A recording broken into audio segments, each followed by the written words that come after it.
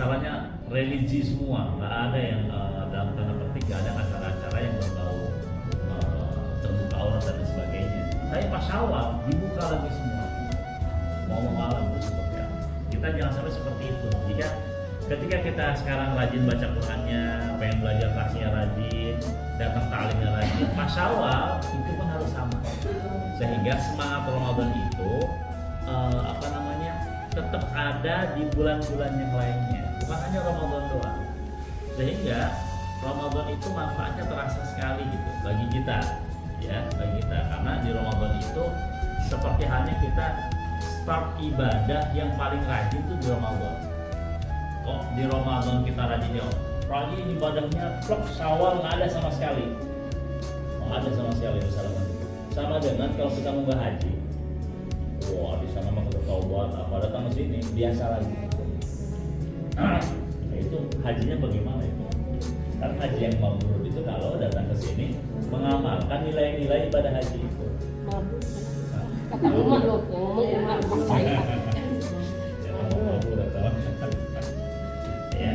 Termasuk juga kalau kita sedang taksim ya, pembahasannya di taksim. Termasuk ketika kita di Ramadan itu merasa baca Quran kok masih kesulitan, kok masih perlu perbaikan, tandanya di bulan-bulan berikutnya kita belajar lagi taksimnya 1 tahun. Siapa tahu Ramadan berikutnya kalau kita panjang umur baca Qurannya lebih baik lagi, lebih bagus, lebih cepat, gitu ya, lebih enak, gitu, lebih nikmat. Terus biasanya di Ramadan itu harus ada evaluasi. Misalkan dalam Ramadan ini kita khatam 1 kali atau 2 kali khatamnya. Tahajudnya bagaimana, ini bagaimana. Sahabat itu evaluasi dalam 6 bulan pertama. Setelah Ramadan. Setelah Ramadan evaluasi 6 bulan pertama. 6 bulan pertama evaluasi Ramadan yang sudah dijalankan. 6 bulan berikutnya atau 5 bulan berikutnya sebelum Ramadan, persiapan Ramadan itu sahabat. Jadi sahabat itu mempersiapkan Ramadan 5-6 bulan bahkan 6 bulan sebelum Ramadan itu datang. Sedangkan kalau kita persiapannya 1 hari sebelum langsung buat jadwal 1 hari sebelum. Makanya dalam tanda petik ibadah kita naiknya nggak begitu signifikan. Baca Qurannya yang biasa 5 halaman jadi sejuz, naiknya cuma 3/4 gitu, tidak terlalu banyak gitu. Sholatnya nggak begitu banyak naiknya gitu ya. Dan lain sebagainya. Intinya kita jadikan Ramadan ini momentum agar kita bisa mengaplikasikan ibadah-ibadah di bulan Ramadan itu ada juga di bulan-bulan yang lainnya. Jangan sampai Ramadan kita rajin, bagus, tutup aurat kemana-mana, tutup aurat ya, paginya rajin, sholatnya rajin, pas Syawal dibuka lagi ya, nggak pernah ngaji lagi, tidur lagi, ngorok lagi, nggak pernah tahajud gitu ya.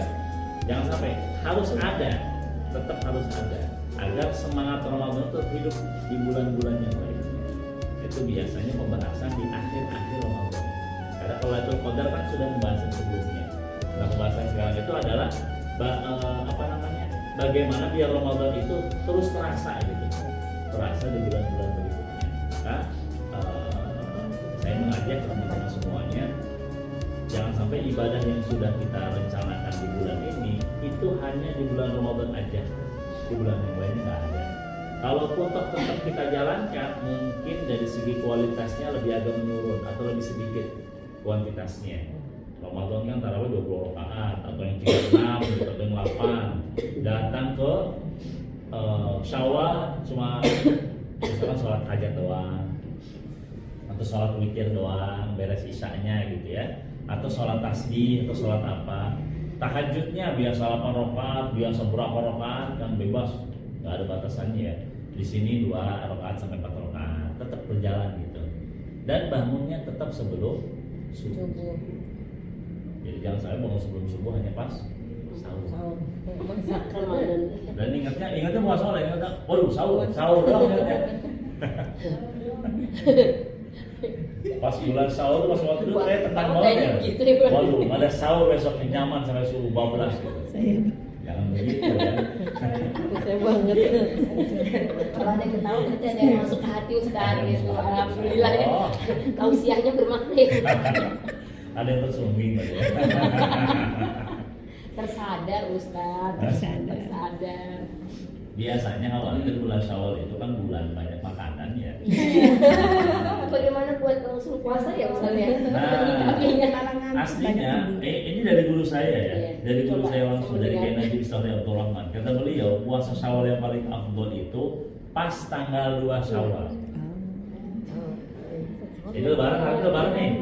Set lebaran, besok langsung puasa Syawal. Aduh, rendang masih ada.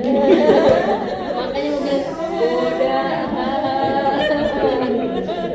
Itu kalau bisa.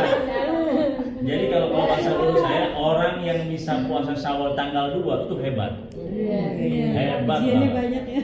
Dan Ujian rendah, biasanya ujian kalau opor. puasa Syawal tanggal 2 itu sukses. Pasti 6 hari.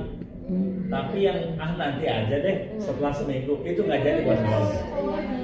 Udah lama keluar. Kalau misalnya yang punya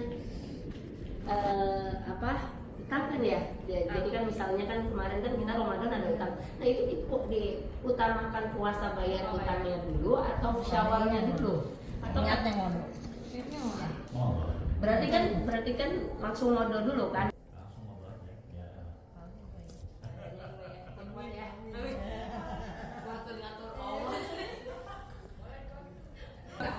Niatnya mas aku. Saya lupa. Apakah boleh digabung antara obok dengan Syawal. Saya nggak tahu. Kalau dulu waktu kami puasa